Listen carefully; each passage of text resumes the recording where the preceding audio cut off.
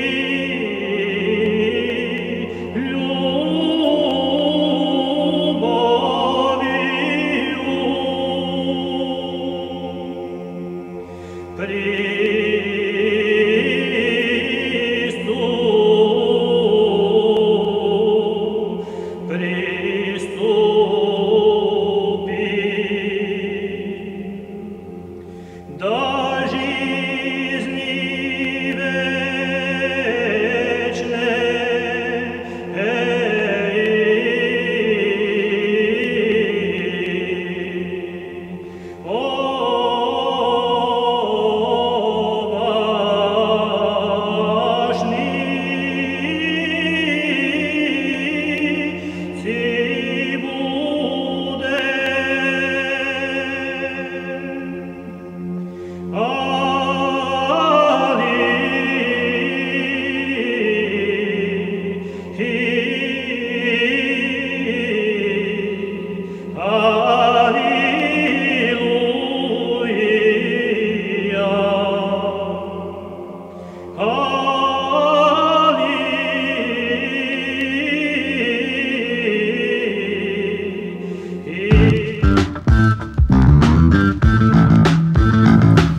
dalje se prisjećamo srpske istorije. Ovo je treći deo Male srpske čitanke.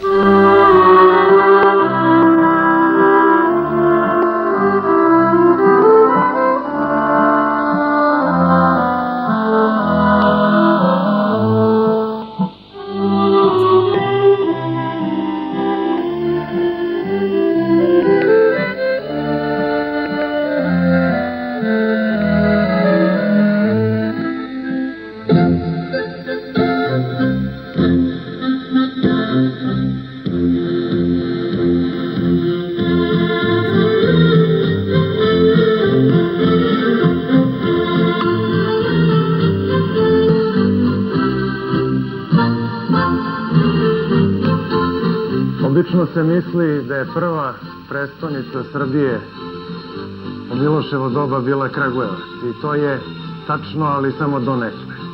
U stvari, prva preteča prestonice bila je u selu Crnuće, gde je Milošev dom služio kao neka vrsta dvora do njegovog prelaska u Kragujevac negde oko 1818. godine. Dotle su on i njegova porodica živeli u tom selu nedaleko od manastira Vraćevša.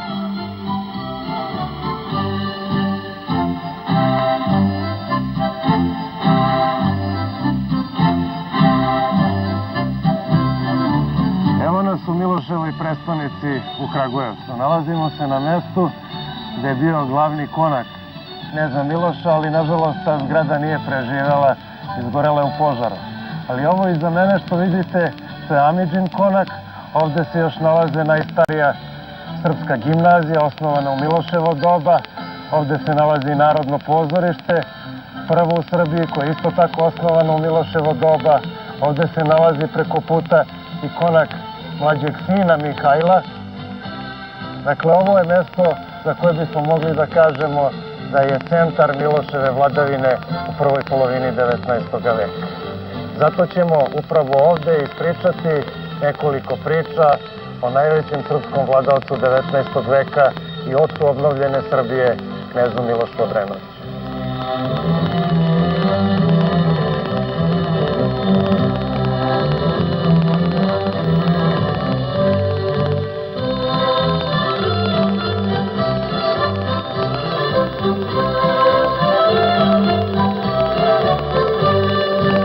Ovo je hram u Kragujevcu koji je podigao knez Miloš, onaj donji deo, a ovaj tačno iza mene dogradio je kralj Petar I Karađorđević. Pa su se tako nekako simbolično na ovom mestu spojile dve rivalske suparničke dinastije Karađorđevića i Obrenovića u Srbiji.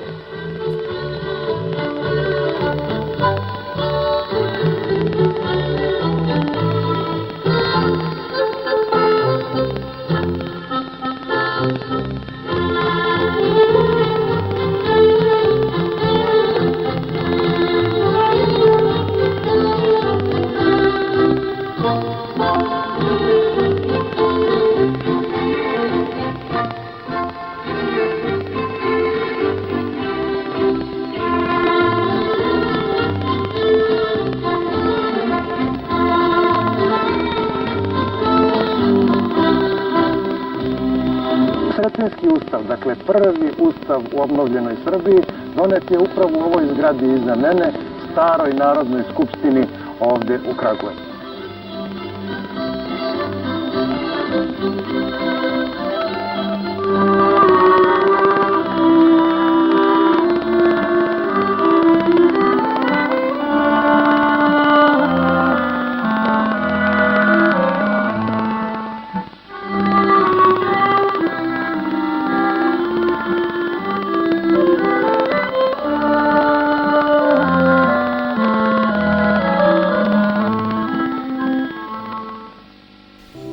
Napravit ćemo hronološki pregled dešavanja u narednim danima. Juče, dakle 10. januara, svečanim otvaranjem počelo je emitovanje filma Gorana Paskaljevića Bure baruta, ovde prevedenog kao Kabare Balkan. Ovaj film sa velikim brojem najboljih srpskih glumaca igra u Cinema Paradizu u Norbridžu do 16. januara.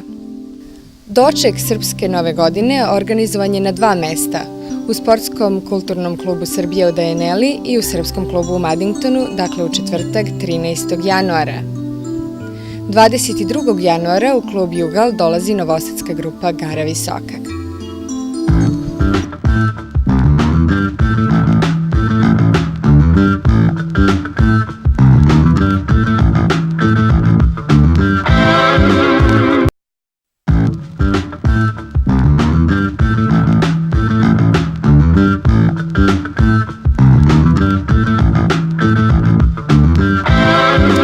Večeras imamo specijalnog gosta. Ona navodi Moniku Seleš kao svog idola i najveća je nada australijskog tenisa zadnjih godina. Jelena Dokić, najbolje plasirani junior sveta, šampion US Opena, pobednik Hopman Cupa i četvrtfinalista Wimbledona.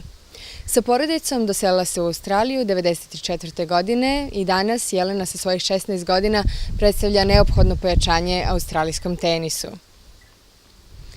Intervju je pripremljen zahvaljujući gospođi Vesni Grbović. Čini se da te popularnost nije izmenila, ostala si jedna staložena devojka iz komšiluka, kako mi imamo običaj da kažemo u našem narodu. Kako se tebi čini? Koliko si ostala Jelena od pre recimo 7 godina? Nadam se da sam ista normalna. Puno se desilo i popularnost izmeni ljude nekada, ali pokušam da ostanem ista, normalna, da me to ne promeni i da pobeđujem i dalje i da uspijem u onom u čemu radim. Naravno, mi se svi pridružujemo tvojim željama. Što se tiče samih početaka tvoje karijere ovde u Australiji, iz Sombora si došla 1994. godine u ovu lepu zemlju i na sreću svih nas vrlo brzo ljudi odgovorni za tenis ovde u Australiji uočili su tvoj talenat. Neka moja saznanja govore, među prvima koji ti je pomogao bio je i Craig Miller. Koliko sam u pravu? Došla sam 1994. godine, ljudi su me primili, stvarno moram reći, dobro i sve je krenulo i rezultatima odmah sam uspela i još uvek mi ljudi pomažu. I sad sam počela da treniram sa Toni Ročom, je jedan od najboljih trenera na svetu i puno ljudi mi je pomoglo i nadam se da će nastaviti. Mi se nadamo i verujemo da će biti tako. Ali zapravo tvoji prvi počeci vezani su za, recimo, Srbiju. U 6. godini dobila si reket od svog oca i već naredne godine on je imao šansi da ti priđe. Krenuli su turniri, krenuli su uspesi. Da li si već tada znala da je tenis tvoj put ili si maštala o nečemu drugom? Nikad se ne zna, ni sad se ne zna, ali ja sam uvek volila sport i kad sam krenula sa 6 godina u tenis, volila sam ga i nastavila sam. Da ga nisam volila, prestala bi, možda bi nešto drugo radila, ali uvek sam volila tenis i dobro sam krenula u njemu, pogotovo kad sam pobeđivala i nastavila sam i dan danas ga volim i igram i pobeđujem i nadam se da će nastaviti pobeđivati. Porodica ti je veliki oslonac, nesumnjivo. Obično ti postavljaju pitanja kako ti podnosiš pritisak ostati među najboljima u sportu kakav je tenis. Kako podnose taj pritisak tvoji roditelji? Njima je nekada tebi. Da, teže je gledati nego igrati, ali pritisak na mene ne utiče jako puno. Ja idem na teren i radim ono na čemu sam radila i na čemu treniram i to radim u meču i pokušam da pobeđujem. Ali ima pritiska sa svih strana, to je normalno, pogotovo kad postaneš dobar i da tu ostaneš i od puno ljudi, ali probam da to na mene ne utiče, ja mislim da ne. Brat ti je nesumnjivo najvatreniji navijač. Koliko sluša stariju sestru? Kao brat je dobar, neverovatno. I kad igram, navija za mene i ja mislim da se mi jako dobro slažemo i dobro ga imati pored terena i pogotovo kad su teški mečevi. Jelena, ja nemam baš nikakav osjećaj, ali evo ako ti možeš da kažeš za naše gledaoce, kakav je to osjećaj pobediti Martinu Hingis i šta uopšte pomisliš, ako išta pomisliš kada se takav meč završi, možeš li nam reći?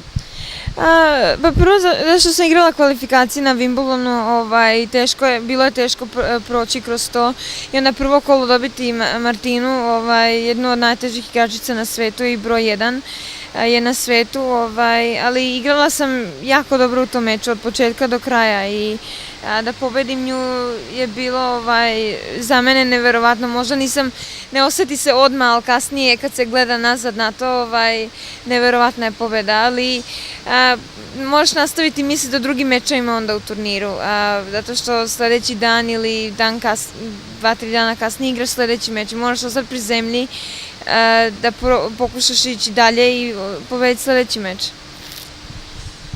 Reci mi, da li ikada naiđe neka dilema ili kriza, da li ja radim baš ono što treba da radim, ili je ljubav prema tenisu tolika da teret koji sigurno nije mali podnosiš sa lakoćom?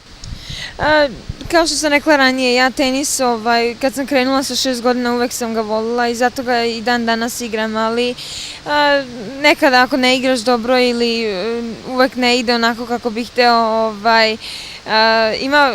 ima puno problema uvek i kao što sam rekla pritisaka, ali tenis volim i zato ga igram i dan danas, ne bih ga nastavila da ga ne volim. Koliko sati dnevno treniraš? Kako kada, zavisi da li je prije turnira ili da sam na turniru, ali obično oko 2 do 3 sata na dan, svaki dan. Kad sam na turnirima manje, zato što imam mečeve i tako. Reci mi, čija je Jelena Mezimica, mamina ili tatina? Oba dvoje, ne bi išla ni na jednu stranu, ali tata je uvek sa mnom krenuo i u tenis kad sam bila mala i uvek je sa mnom putovao na turnire i trenirao me i uvek je tu bio radi tenisa, ali ja cijelu familiju volim i mamu i tatu i brata, tako da ni na čiju stranu ne bi išla. Vrlo diplomatski odgovor, nesumnjivo. Jelena, devojke i mladići koji igraju tenis i ovde u Australiji, a i širom sveta, mnogima od njih ti si idol. Imaš li neku poruku za njih? Za tenis je težak sport i treba puno rada i jako težak sport. Moraš voliti ono što radiš. I puno rada se treba staviti u to i nikad se ne predati i uvek biti pozitivan. Sumnjivo. Ako bi imala prilike da pozdraviš nekoga u Somboru ili Srbiji, šta bi mogla da kažeš i šta bi mogla da poručiš? Ima puno ljudi koji bih mogla spomenuti, ali svim ljudima u Srbiji ih i pozdravljam i ja sam pokušala da pomognem ljudima tamo zato što sam dala 5000 maraka svom klubu TK Žak u Somboru gde sam trenirala puno puta, dugo vreme, 3-4 godine i besplatno i putovala sam i sve su mi plaćali zato što pokušavaju da dobiju tamo turnir, satelit od $10,000, pa sam im pomogla zato što trebaju loptice, mreže, žice i sve, pa sam tamo pomogla i dala sam 10.000 maraka za bolnicu Dragiše Mišovića u Beogradu za obnovu bolnice i ja se nadam da sam nešto učinila s tim i ako nastavim sa pobedama da ću još moći pomoći. Jelena, najlepše ti hvala na odvojenom vremenu, opet ću reći, odvojila si svoje slobodno vreme, danas ne igraš, izašla si u susret gledaocima kanala 31 i naročito Srbima ovde u Pertu. Ja sam sigurna da su oni neizmerno zahvalni. Kao i svi Australci širom Australije, želimo ti uspeh ovde u Pertu na Hoffman Cupu, ali naravno i tebi lično u tvom profesionalnom i privatnom životu, s tim što mi Srbi Perta ovde imamo i još jedan taj dodatni motiv, jer ti si naša gore list. Eto, često smo pitali Jelenu i mi i neki drugi novinari kako podnosi pritisak ostati među najboljima u vrhunskom tenisu. Možda je malo poznato kako roditelji podnose taj isti pritisak, pa ako možete nešto nam kažete o tome. Hvala vam lijepo što ste nas pozvali. To je jedno jako teško pitanje. Jeleni je teško na terenu, a roditeljima je teško to gledat. To se ne može objasniti. Jednostavno rečeno, to se ne može objasniti jer je to strašno teško. Vidjeti Jelenu kako igra, kada je možda ne ide, i vidjeti kako igra kad ide, to je velika razlika za opisati. Ne mogu to objasniti. Ponekad gleda, ponekad ne. To je dosta napeto i puno nervoze. On je inače s njom uvijek na treninzima. Sad slučajno nije u Pertu, inače mi se vraćamo za Sidney za koji dan. Onda je on non stop prati na treninzima dok trenira sa svojim trenerom. Sada radi sa gospodinom Tony Roachom. I poslije Sidneya se spremamo za Melbourne. Onda ide i moj suprug. Svi zajedno, zapravo cijela familija ide za Melbourne. Tako je bilo prošle godine, tako i ove. Nadamo se da će biti dobro, vidjet ćemo. Dobro, samo kaži ti meni, jesi li ti neki tamo security man ili bodyguard Jeleni? Nisam. Pa šta čekaš, kad ćeš da počneš da je... Ne znam. Ako je u pitanju plata, dogovorite se o uslovima i jednostavno kaži Jelena, plati toliko i toliko i onda ja ću biti tvoj bodyguard. $100 na sat. I jedna čokolada. Može. Šta reći, jedna srećna porodica, želimo da i dalje ostanu takvi. Ovo i nije bio neki klasičan intervju kako ste možda očekivali da se vodi sa jednom svetskom teniskom zvezdom. Ovo je trebala da bude jedna ljudska, topla priča o Jeleni Dokić, kakvu ona i zaslužuje. Ako sam u tome makar delimično uspela za ovo kratko vreme, moje zadovoljstvo bit će neizmerno. Još jednom najlepše hvala na pažnji. Do nekog narednog viđenja. Ostajem vaša Vesna Grbović.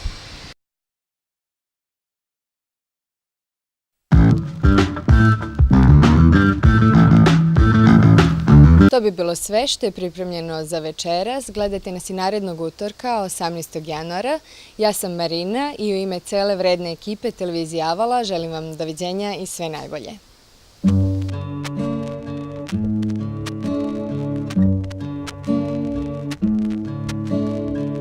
Da li si spavala, da li si sanjala, kako se ruši avala?